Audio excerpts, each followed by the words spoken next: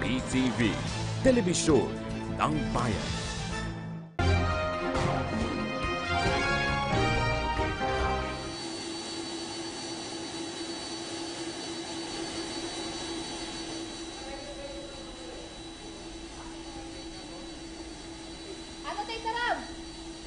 Magandang hapon bansang Pilipinas. Ito po ang special coverage ng PTV sa official visit ni Japan Prime Minister Shinzo Abe dito sa Pilipinas. Ngayong hapon po ay lumagpag na mula sa Tokyo, Japan. Dumating na sa Pilipinas ang sinasakyang eroplano ni Prime Minister Shinzo Abe kasama ang kanyang may bahay na si Madam Aki Abe at ang kanyang delegates or business delegates mula sa Japan. Sa punto pong ito ating hinihintay ang pagbaba ng Prime Minister mula sa eroplanong yan. Si Prime Minister Shinzo Abe po ay magtutungong diretso sa palasyo ng Malacanang kung saan gagawaran ito ng welcome ceremony ni Pangulong Rodrigo Duterte. Habang ang kanya namang may bahay na si Madam Aki Abe ay magtutungo sa isang paaralan ng mga bulag.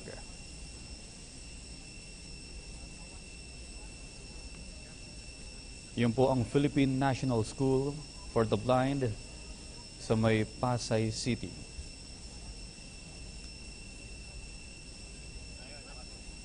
Mamaya po ay inaasahan ding tatalakayin ng dalawang leader o ni Pangulong Rodrigo Duterte at ni Prime Minister Shinzo Abe sa palasyo ng Malacanang ang mga pag-uusap patungkol sa mga infrastructure development na naispondohan ng Japan para dito sa Pilipinas.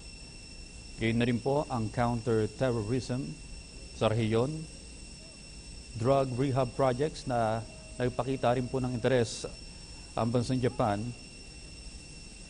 at maritime cooperation at development projects. Nananatili po ang bansang Japan na pinakamalaking bansa na nagbibigay ng official development assistance sa Pilipinas. Kung saan hanggang sa ngayon ang mga proyekto pong yan ay iniimplementa na. Kung maalala po, nung mga lipas na buwan, ay nagtungo rin mismo si Pangulong Rodrigo Duterte sa Japan at doon na nga niya inimbitahan si Prime Minister Shinzo Abe dito sa Pilipinas. Hindi lamang sa Metro Manila bibisita ang Prime Minister ng Japan, kundi siya rin po ay magtutungo sa Mindanao, partikular sa Davao City bukas or mamayang gabi. Bukas po ay magkakaroon ng expanded meeting ang Japan business delegates at Philippine business delegates kung saan hahatiran din sila ng state banquet Pangulong Rodrigo Duterte. Personal ding sinabi ni Prime Minister Shinzo Abe na nais niyang magtungo mismo sa mismong tahanan ni Pangulong Rodrigo Duterte sa Davao City. Bagay na sinabi ni Presidential Spokesperson Ernesto Abella na pagpapakita ng sinserong pakikipagkaibigan ng dalawang leader ng bansa. Hanggang sa ngayon po ay hinihintay po natin ang pagbaba sa eroplano ni Prime Minister Shinzo Abe kasama ang may bahay nitong si Madam Aki Abe at ang kanilang business delegates mula sa bansang Japan. At inaasahan po nating didiretso si Prime Minister Abe sa palasyo ng Malacanang. Ngunit ang kanya pong may bahay na si Madam Aki Abe ay magtutungo naman sa Pasay City, partikular sa Philippine National School for the Blind. Si Madam Aki po ay kilalang merong personalidad na malapit sa mga may kapansanan sa Japan. At ito nga po ang kanyang inunang aktibidad pagdating dito sa Pilipinas na sa halip na sumama sa may palasyo ng Malacanang ay didiretso agad ito sa Philippine National School for the Blind sa Pasay City.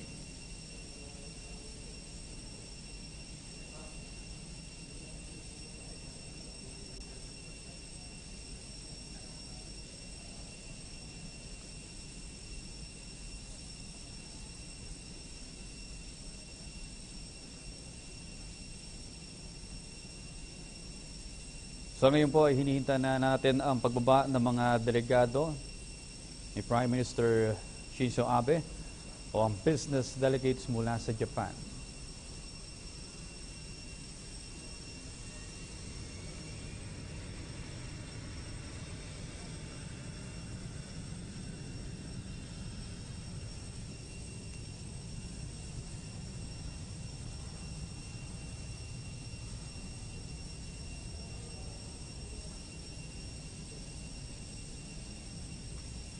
Ang delegasyon po ni Prime Minister Shinzo Abe ay inaasahang makikipag-usap din sa mga local business leaders dito sa ating bansa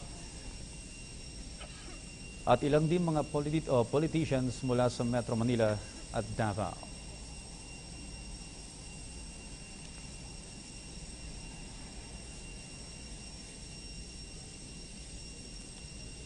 Ang gobyerno po ng Japan ay nananatiling pinakamalaking nagbibigay ng official development assistance sa ating bansa. Kabilang na dyan ang JPEPA at iba pang mga proyekto sa infrastruktura, maging sa mga pabahay at sa edukasyon.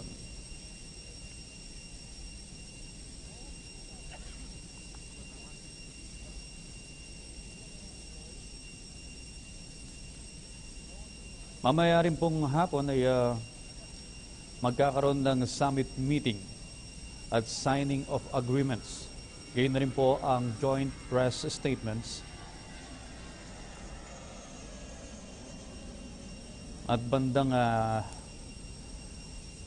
mag-alas 6 po ng hapon ay magkakaroon din ng expanded meeting sa pagitan ng Japan business delegates.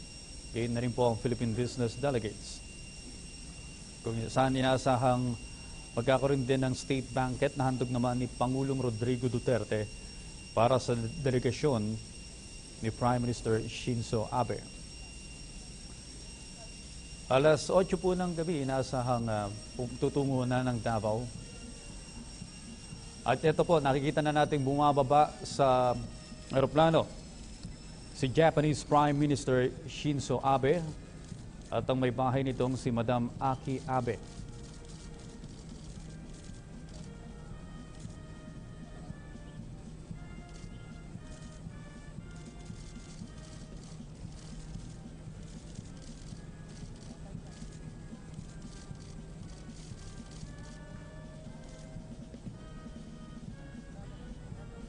Sinalubong po ang Prime Minister ni DFA Secretary Perfecto Yasay.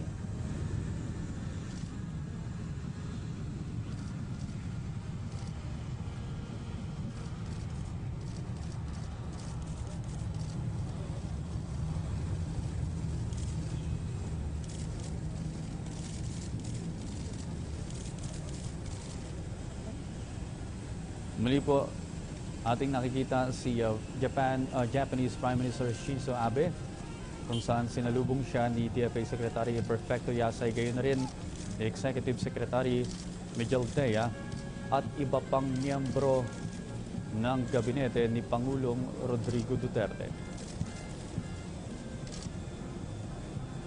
Kasama ng Japanese Prime Minister ang kanyang may bahay na si Madam Aki Abe, gayon na rin ang Japanese business delegates.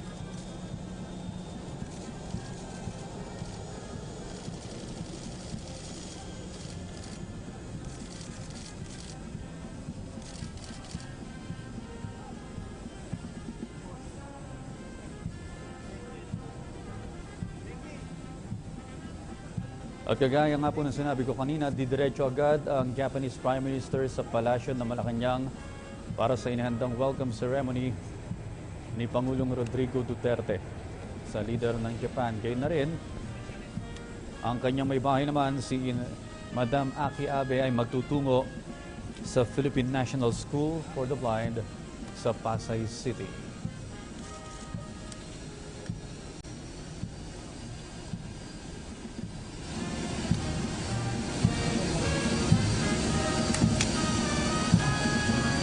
Patuloy po kayong umantabay dito sa PTV patungkol sa special coverage ng official visit ni Prime Minister Shinzo Abe sa bansa. Mamaya po abangan ang pag-uusap din ng dalawang leader kung saan inaasahang mapag-uusapan ang iba pang mga rehab projects, infrastructure development, maritime cooperation at iba pang mga development projects. Nakatakda ring pag-usapan ang counter-terrorism at iba pang mga proyekto ng Japan sa Pilipinas.